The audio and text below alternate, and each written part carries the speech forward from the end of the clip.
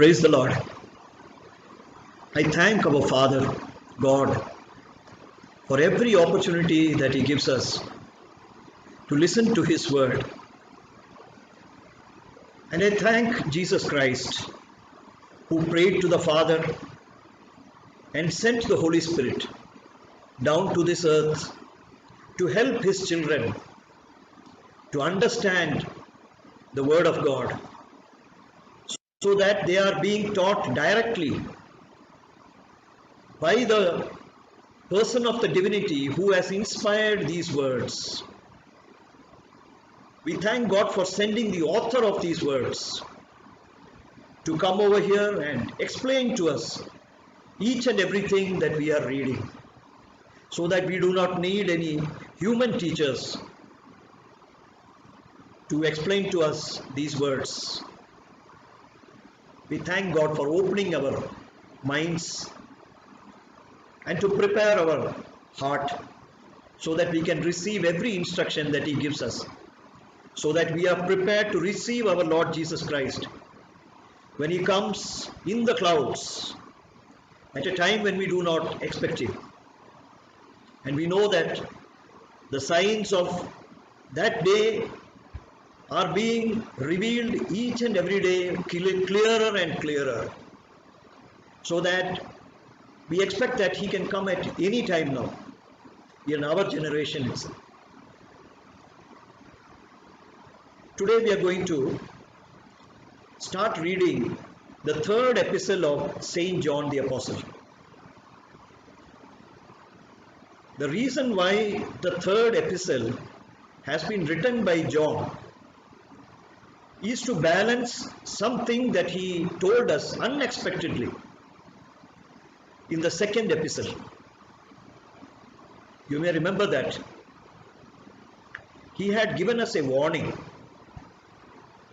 that we should not receive any person or give any hospitality to any person or wish Godspeed to any person who does not walk in the truth and who is teaching wrong doctrines in the church.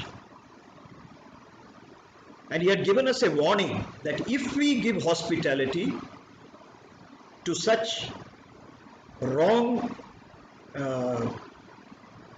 preachers who are preaching wrong doctrines, then we will be partaking in the evil that they are doing.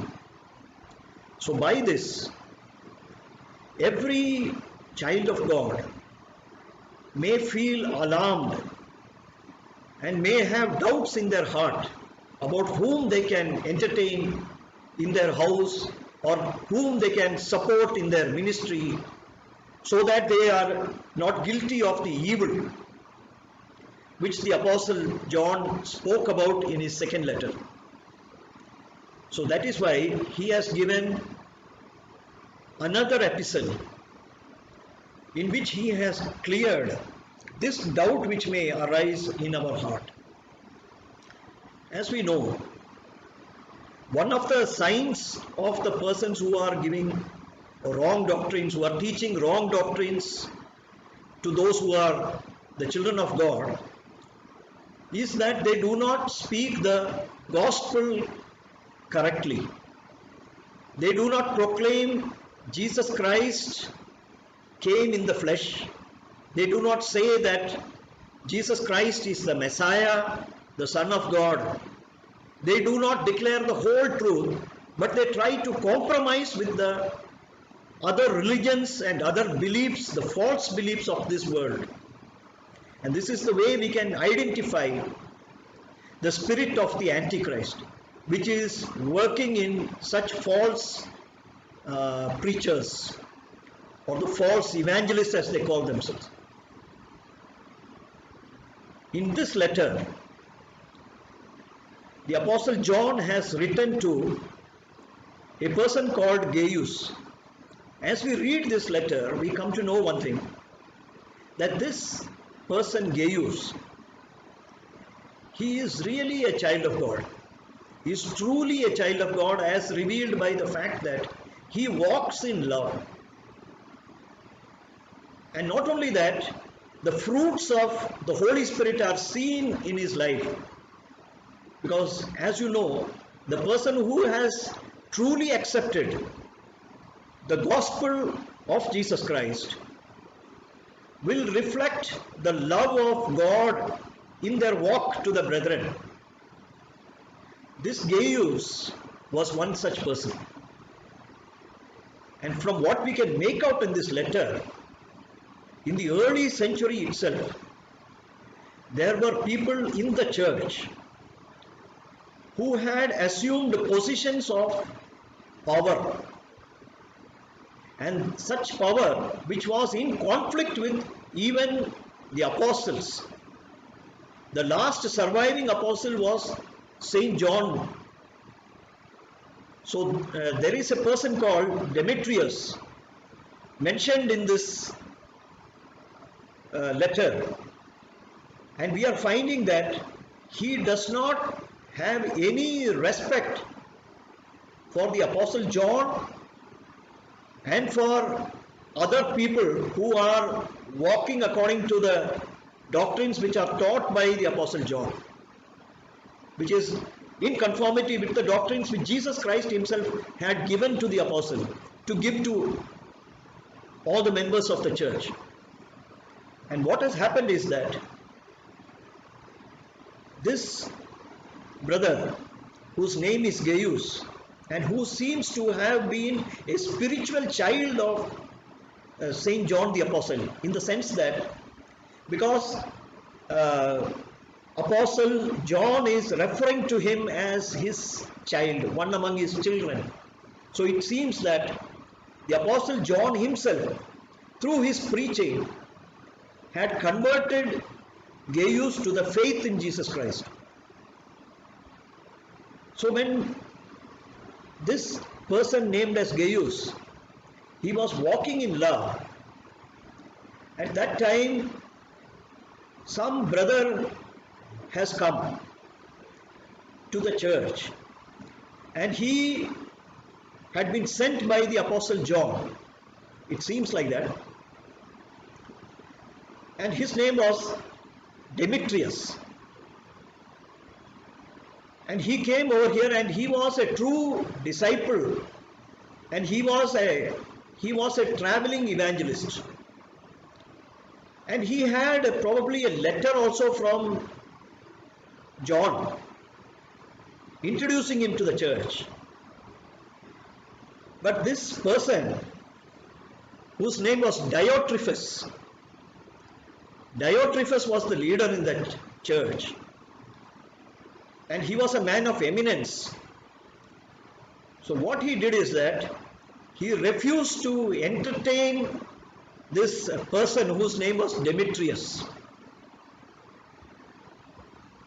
But what happened is that Gaius, when he came to know that this person, the traveling evangelist, had been sent by the apostle John, he gave him hospitality, he received him in the house, and he gave him all the comforts that were required for the traveling evangelist.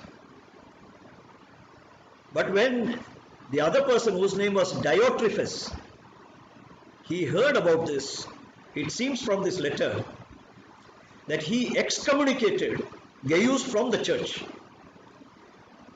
because he counted himself as the leader of the church, and he had taken a decision not to entertain this person who had been sent by Saint John. So he excommunicated Gaius from the church. And from this letter we are finding that Saint John is writing to Gaius and addressing him as well beloved, and encouraging him when he is feeling isolated and when he is feeling lonely, because he has been rejected by the leader of his church. So this is the context in which this letter seems to have been written.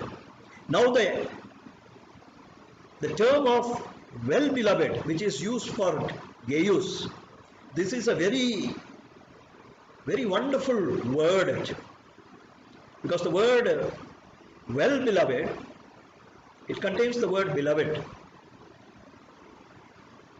And surprisingly, we find when we read the New Testament that this word beloved is used 9 times only in the New Testament throughout, that is in the Gospels, Matthew, Mark, Luke.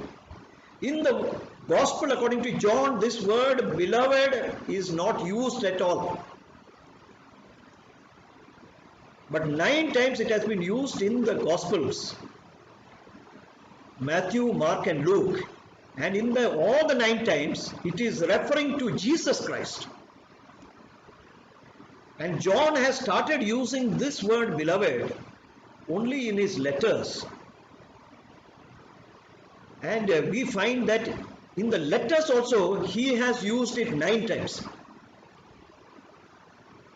But the 9 times that he has used it, out of that 4 times it is coming in this gospel, in this letter, in this epistle.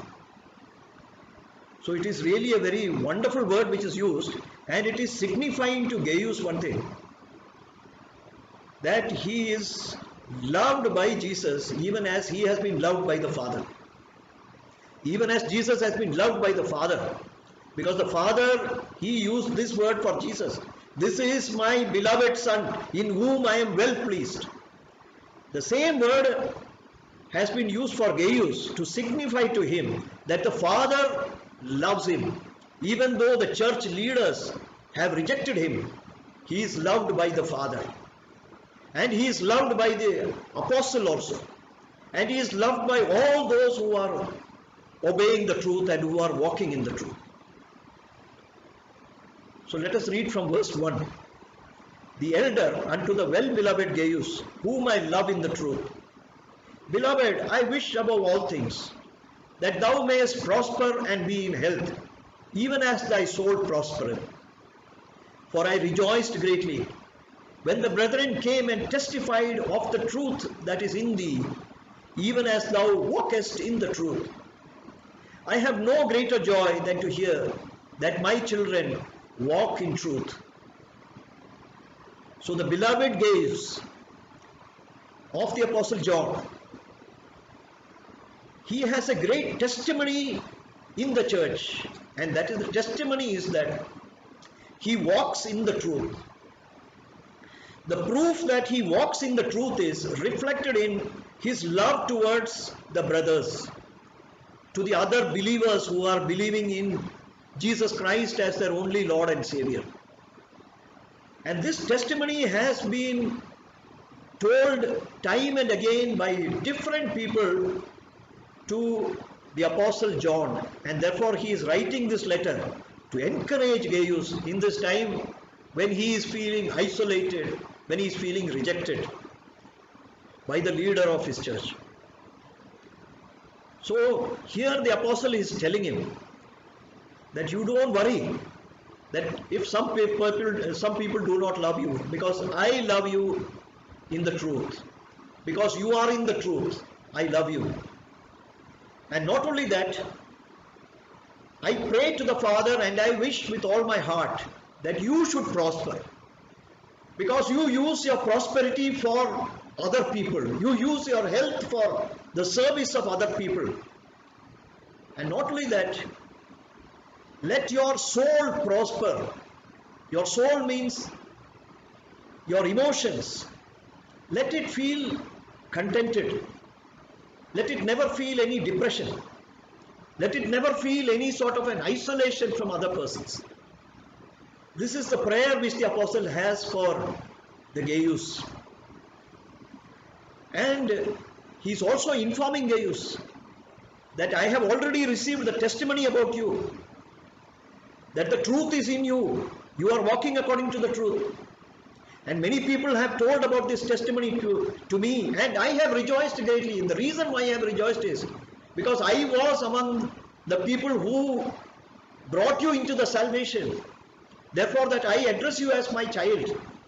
The 4th verse is saying that I have a great joy, no greater joy. My joy cannot be greater than this, when I hear that the person whom I have brought into the faith is walking in the truth. Hallelujah. This is truly a great joy that the apostle was feeling when he heard about the sufferings of Gaius for the sake of the truth. And the fifth verse is telling, Beloved, thou doest faithfully whatsoever thou doest to the brethren and to strangers, which have borne witness of thy charity before the church, whom if thou bring forward on the journey after a godly sort, thou shalt do well. Because that for his name's sake they went forth taking nothing of the Gentiles. We therefore ought to receive such that we might be fellow helpers to the truth. So here the apostle John is commending Gaius and confirming to him that you are faithful. Whenever you are doing anything to the brethren, the true brethren, even though they may be strangers to you, if they have been introduced as brethren, if you are faithfully doing some service for them, then you are doing well. And he is telling that these brethren who were treated well by you, they have given testimony about you before the church. And he is saying that you are encouraging them. You are helping them in their journey because they are going not for their own work. They are going for the name of Jesus Christ. They are the traveling evangelists. They are spreading the gospel for the name of Jesus Christ, for the sake of proclaiming the name of Jesus Christ among those who do not know. And there is one more testimony about these people who are going out. They are not like many of the evangelists today who take money from whoever is listening to them without caring whether the people who are giving the money are believers or not believers. These evangelists in the first century, about whom John is writing, and among whom there were many who were received by Gaius, they were people who would not take money from non-believers.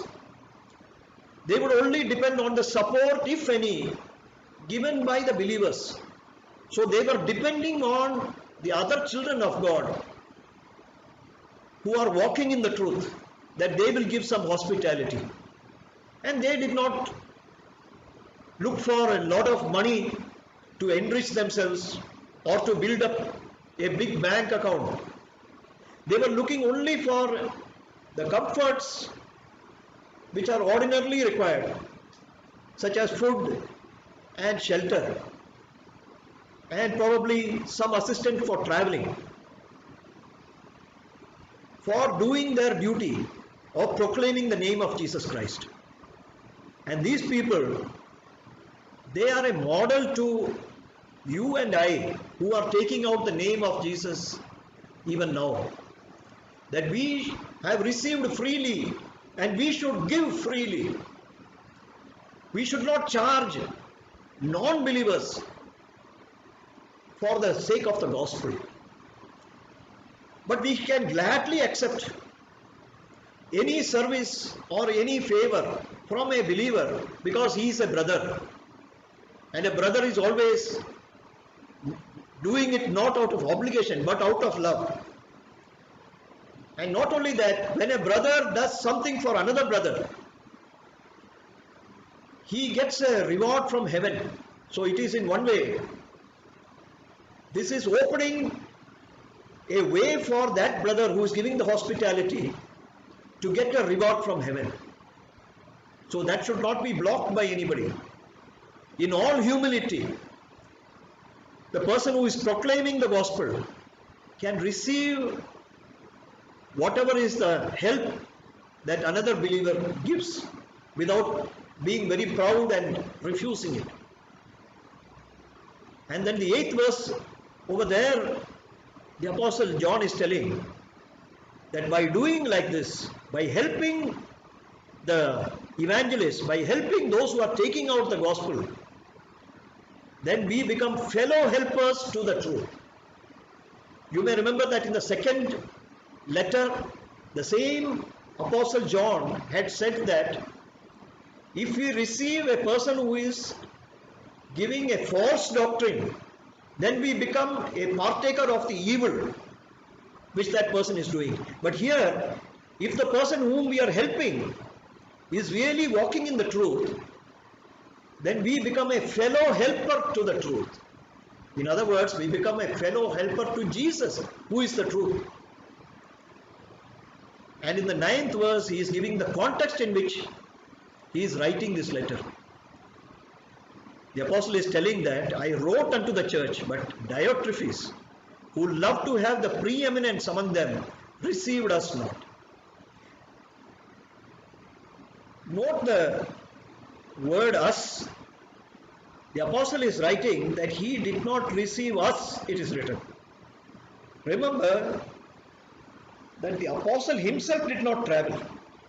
But when Diotrephes refused to have the messenger sent by the apostle John, then it was as though he was refusing to receive the apostle Saint John.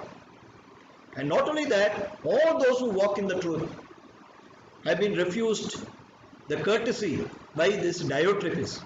And the reason why Diotrephes refused is because he loved to have preeminence in the church. That means he wanted to be a very important person in the church. He wanted to show that he is the person who takes the decisions in that church. Probably because he is financially, he is only the person who has set up the church. He has provided the building maybe. He has provided all the decorations in the church. He has made all the amenities in the church. Maybe he is having some servants to clean the church. Maybe he has set the sound system in the church. Maybe he has furnished the church very well and made it like a very, very beautiful building.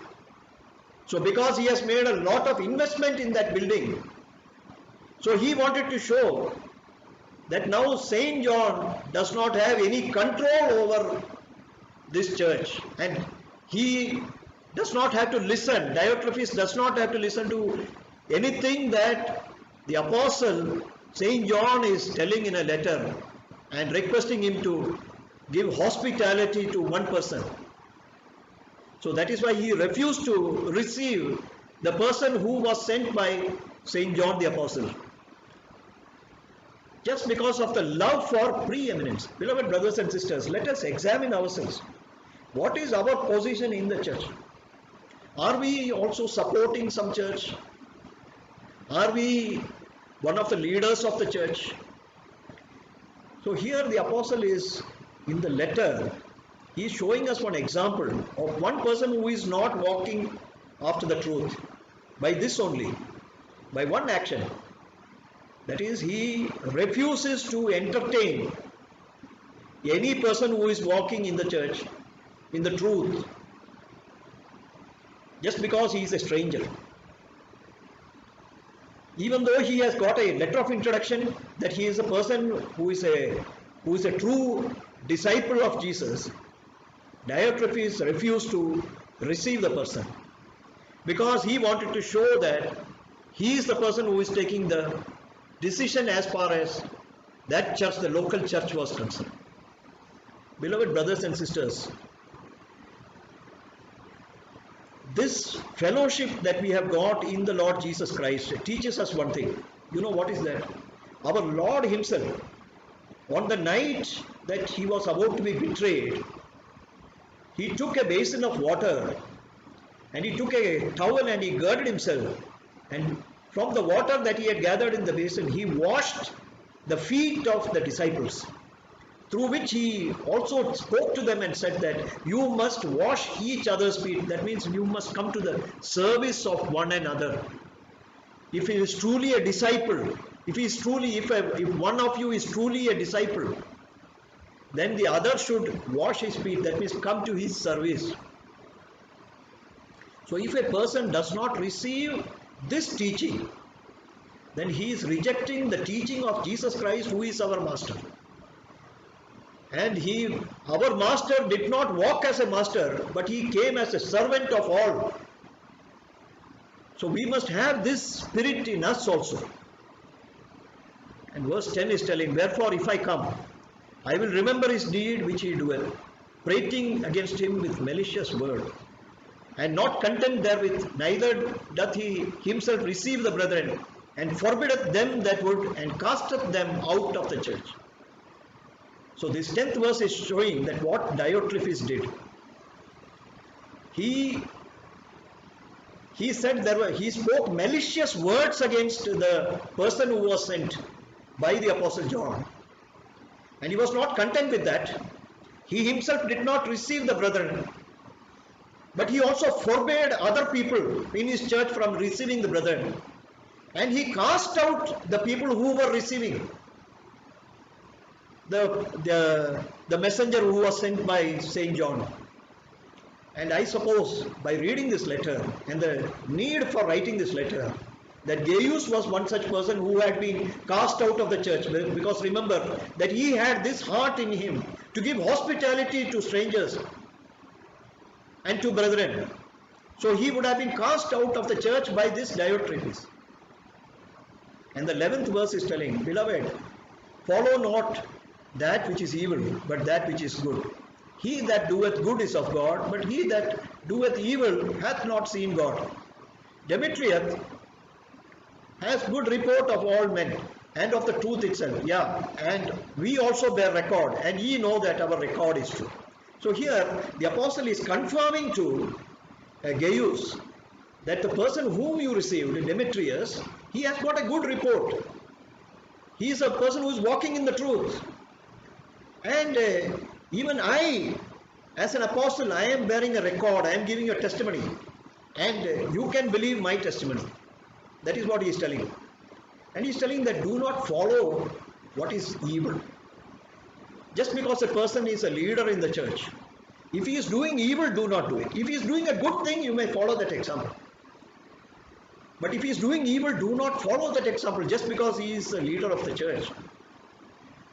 And he is giving a reason that the person who is doing good is doing the work of God.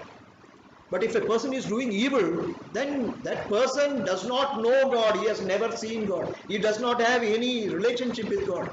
Because even Jesus told us that by their fruits you shall know them. That is, if a tree is good, it will give good fruits. But if a tree is evil, it will give only evil fruits, bitter fruits. So he is telling that do not follow that example of a person just because he is a leader. Because if he is doing evil, then it means he is not walking in the truth. He has not seen God. He has never seen God. Then the 13th verse, I have many things to write, but I will not with ink and pen write unto thee. But I trust I shall shortly see thee, and we shall speak face to face. Peace be to thee. Our friends salute thee. Greet the friends by name. You can imagine that with this short letter of just 14 verses, Saint John the Apostle encouraged the heart of Gaius. And he has given a good testimony about Demetrius, who was entertained in this church. And he has also, in this letter, he has spoken about how the gospel workers should be. That we should not do the work of the gospel for the sake of rewards, for the sake of amassing money, for getting personal profit. And above all, we are forbidden from taking any sort of help, whether it is financial or service, for doing the gospel work from unbelievers. This truth has been forgotten nowadays, and I am glad that the Lord has brought this letter before us to remind us of what He has given in His word. Amen. Let us pray. Heavenly Father, we thank you, Lord, for speaking to us through your word, O Lord. Father, let the example of Gaius remain in our heart, O Lord, because it is your will, O Lord, that every person who walks after the truth must walk as Gaius did, who was commended by your servant, the Apostle Saint John, O God. Father God, we ask you that you create a good quality within us, O Lord, by which we do not, O Lord, give entertainment to those who do not walk as per the doctrines of God. But, O Lord, at the same time, we give hospitality and every sort of service and wash the feet of those who walk in the truth, Lord, because they are our brethren and because they are in our fellowship, O Father. Thank you for this great truth that you have given to us, O Father. Help us to obey this truth. O Holy Spirit, we ask you that you change our nature and give us a heart which will walk in the truth in love. Thank you for hearing our prayer. In Jesus' name we pray. Amen.